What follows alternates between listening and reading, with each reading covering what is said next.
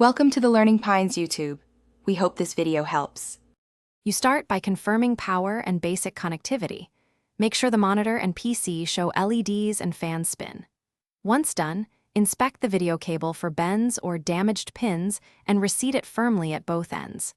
If the cable or connector looks suspect, swap to a spare HDMI or DisplayPort cable to rule the lead out.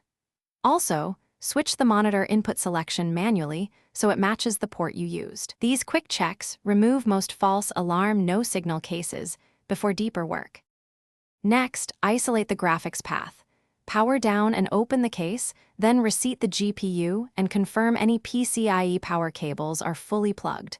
Loose power can give no signal. If your CPU has integrated graphics, connect the monitor to the motherboard output to see if the system posts without the GPU. Once done, simplify the system. Boot with one RAM stick and disconnect extras like USB hubs or external drives so you reduce variables and can identify the failing component faster. Finish by resetting the BIOS. Power off and clear CMOS with the jumper or remove the battery for a minute to clear bad settings that can block video output. If the system posts with a basic display, update GPU drivers and BIOS carefully. Firmware mismatch can cause blank screens. Make sure to test with a different known good monitor or take the GPU to another PC.